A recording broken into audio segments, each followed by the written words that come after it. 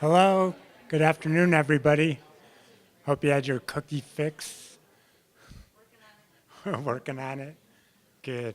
Well, you're probably all familiar with the routine. The presentation will be recorded. Anything you say can and will be used. So afterward, the recording gets cut, and we could have an open question and answer session. So, I'm Larry Schaffner. I'm from Thurston County. I help coordinate their stormwater program. With us today as presenters are Driscoll and Kerry. They're from Snohomish County Surface Water Management. And I'm going to let them do the rest of the talking. All right, good afternoon, everyone. My name is Danny. This is my colleague, Kerry, and we are here to talk to you today about how to develop an engaging source control program, specifically geared towards business inspections for existing development. Here's our contact information. Feel free to send us an email. We will do our best to answer any questions you may have.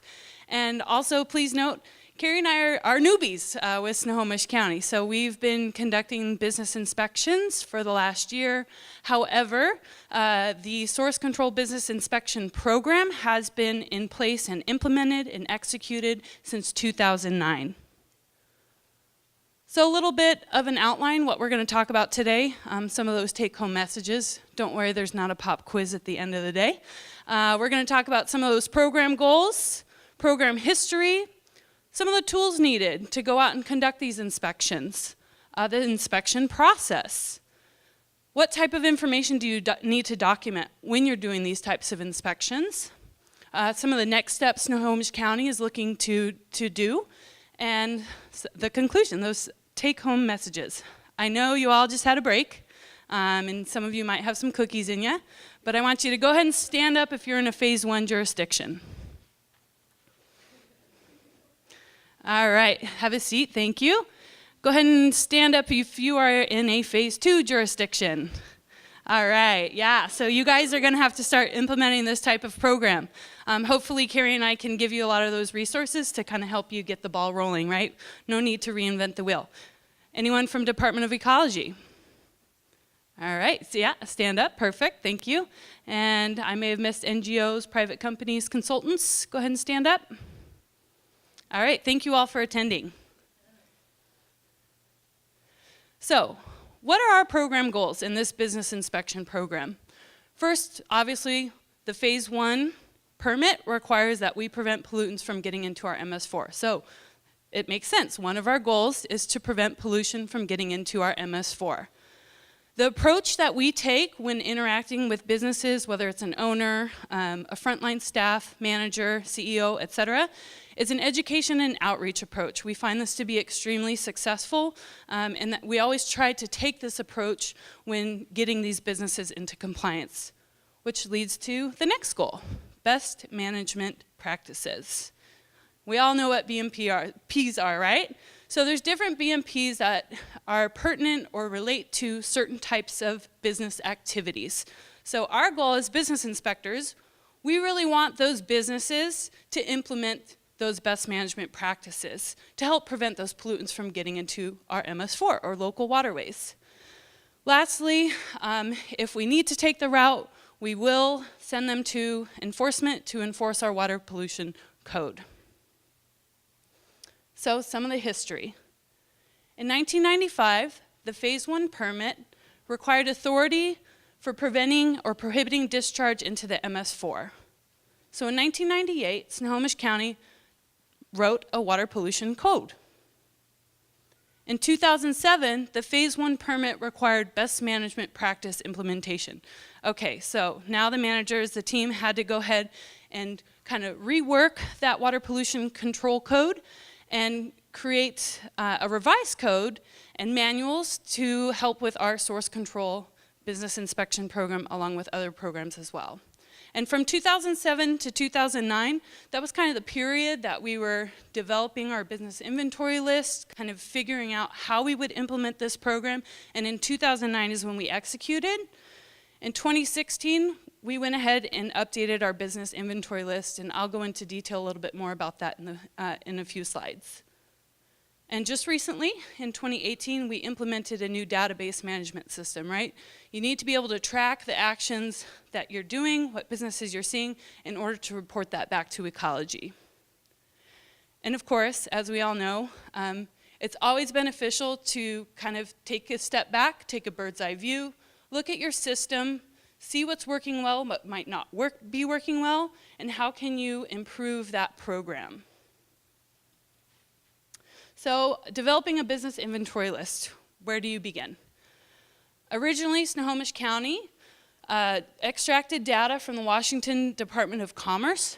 So we pulled out all the data, all the businesses within Snohomish County. We do not issue business licenses. Some cities may do that. And again, this type of method may work really well for your program, and it may not. So remember, this is not set in stone. This is just kind of an example of what we did. So we extracted all that data. Then we kind of wanted to sort the businesses, right? Not all businesses have the potential to pollute. That's what we're worried about. We're worried about what businesses have the potential to pollute. So we went ahead and looked at Appendix 8 in the permit, extracted all those businesses within unincorporated Snohomish County, and then we created our business inventory list. Whoa, 4,000, right? Businesses, what do? They open and close often, right? Sometimes when the economy is doing really well, you have businesses opening, maybe they're not doing so well, they're closing. So the permit requires that annually you inspect 20% of your businesses. So that would require Snohomish County to inspect about 680 businesses a year. But again, because businesses are constantly opening and closing, it can become very difficult to make sure that you're meeting that 20% number, that requirement, right? Because that 80% might be changing, fluctuating. So again, I stated that we redid our business inventory list in 2016, and the approach we took this time was based on the parcel use tax code. So the parcel, the actual property, is not necessarily going to change, right? So you're not going to have a commercial animal farm that's going from commercial animal farming to, say, a dry cleaner back to commercial animal farming. It's much more accurate, it's much more reliable, and that data is updated annually through the Snohomish County Assessor's Office. So for our current business inventory list, we utilize a parcel use tax code base. Now, that gave us 1,594 parcels.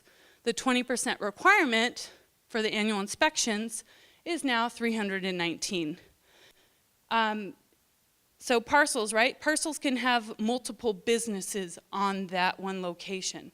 When we visit multiple businesses on one parcel, those businesses get counted towards our 20% requirement. So you may have one parcel with 5 businesses, you inspect all 5 of those businesses will count towards your 20% total.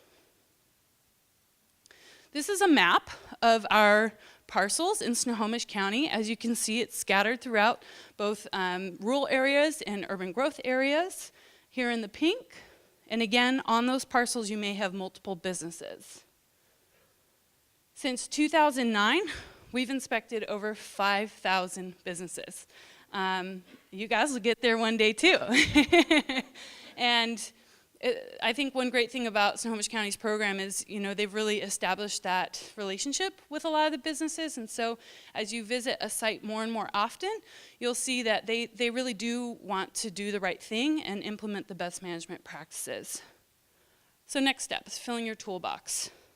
Okay, so we have our business inventory list. Now what do we do? For our particular program, we have 2 full-time business inspectors, both myself and Kerry. We have a supervisor that helps oversee the program and make enhancements and changes as well. So we're not at it alone, obviously. And we conduct both the initial inspection as well as follow-up inspections. So sometimes you might go to a site that is not necessarily implementing all the best management practices right away. So for example, maybe they have all their dumpster lids open, or they have a barrel that with the lid off. You have a business that's compliant, minor corrections, you may go out and do a follow-up inspection, or if they're non-compliant, you might go out and do a follow-up inspection. So Kerry and I conduct both the initial and any potential follow-ups. And again, those follow-up inspections are also counted towards your 20% total. You need to know site-specific BMPs. So if I'm going to a commercial animal farm, I want to make sure I'm bringing the proper BMPs, okay? So what might be an example of a proper BMP for an animal farm? Cover manure piles, great, right. So would I talk about used cooking oil at this site? No, okay, yeah, that's not pertinent, that doesn't relate. So you wanna make sure that you do some background investigation, know what type of business you're visiting, know what types of BMPs will relate to that business so that we can help prevent those pollutants from getting into the local waterways. Snohomish County, we have a map of our inspection areas, so that previous map with all the parcels. Kerry and I have that split up into different areas so that we have kind of an equal number of parcels that we need to visit each year. And that's totally up to you, right? If you want someone to do just one business sector type or only rural areas versus, urban growth areas, then urban growth areas, then that's whatever works best for you. When we go out in the field, we bring freebies. So this is an example. Sometimes we have a spill response kit if we're going to, say, a gas station, and they don't have proper materials, they don't have a spill template, we'll provide that for them so their employees know what to do if the spill occurs on site and how to stop that from getting into the catch basin. We also have materials as well, like brochures. We're working on developing other brochures specifically designed for different sectors, and Kerry will talk about that more. And we bring an iPad with us to document what we see. There are some great resources for filling your toolbox. Many of you have heard of Storm. You can go to this website, create a membership, and download basically material to create public outreach information. It's a great, great toolbox. Also, the Business Inspection Working Group, Susan McCleary from Olympia, she did give me permission to post her email. We have phone conferences. We'll have one actually after MuniCon to kind of discuss the steps of developing a business inspection program. So I would highly recommend contacting her to get on the phone conference call coming up. And then obviously Department of Ecology, the local source control partnership. And remember, collaborate with others because there's a lot of tools out there that you can use and you don't have to reinvent the wheel. So pre-inspection prep. You got to prioritize your locations. That's kind of up to you if you want to prioritize based on watersheds or certain types of businesses. We kind of do it multiple ways. We look at the businesses that have the highest potential to pollute. Again, understand the type of business and activity. Determine if an appointment is needed. Some sites you may not need an appointment. A lot of times we just show up. Some sites that are larger like sand and gravel, you may need to call and make an appointment to make sure you're talking to the right person. Research any previous inspections, that we have a history of the site. You know whether or not there's other, you need to follow up on something they weren't doing properly last year. If you're starting from new, then make sure you take notes because you'll thank yourself later.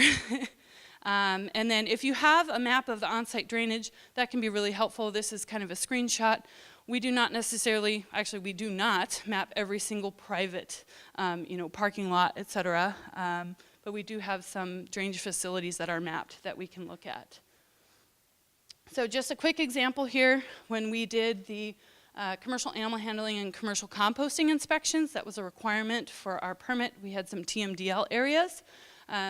That's a very politically sensitive topic, right? So we presented to the Ag Board before going out to these sites. So again, that pre-inspection work, we didn't just show up to someone's farm and expect to be led on, right? You really need to create that trust prior to showing up to their property.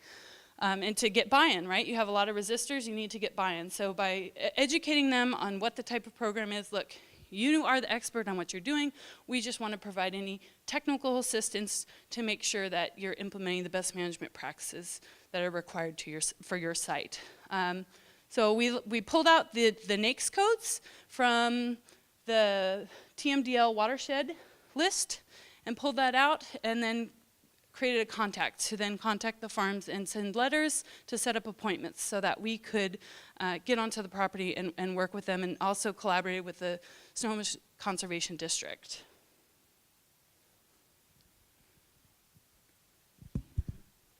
Okay, I'm going to talk a little bit fast here because I know that we're running a little bit low on time. But who here has ever heard of an elevator pitch? You might have heard about it in sales and marketing. Okay, I see a lot of hands. So I wanted to share this quote because I think it sums it up really well. And you may be wondering, what in the heck does an elevator pitch have to do with source control? And I will tell you it has a lot to do with it. So after you've done, thank you to Danny for giving us the background, after you've done the pre-inspection work and you're getting ready to go out and you show up on site, perhaps unannounced, you're walking up, everything starts with an introduction, right? And first you have to choose who you're going to be talking to. So if you show up to a restaurant, who do you think you should talk to? Should you talk to the manager? Should you talk to the kitchen manager? This is something that you have to decide based on where you're at. So for example, at a restaurant, the owner may have the decision-making capabilities, and you would think logically maybe I should talk to them, but the kitchen manager may be overseeing who's disposing of the used cooking oil, so they may be a better audience. So that's something you have to assess. And once you speak with them, they can, with Snohomish County's code, they can deny you entry legally. So you have to convince them why not only they should let you onto their site, but why they should listen to you, why they should be receptive to the things you have to say. So this is where your elevator pitch comes in. You have to give them a compelling reason in a short amount of time to get them to be receptive. And to do that, you have to know your audience. So some of the things that we like to talk about when we are offering up program perks in our elevator pitch are things like reduced liability. If you're at a larger scale site and they have the potential for a spill, that could be very costly. So if you can talk to them about that and say, hey, we're trying to help you. We're trying to minimize this liability for you. This could be really costly if that were to spill. That's something that you can really get them to be engaged in. Also, company image. That's a big thing now too. You want to be a green company. You don't want to look like the bad guy. And most of the time they want to comply, and they just might not know how.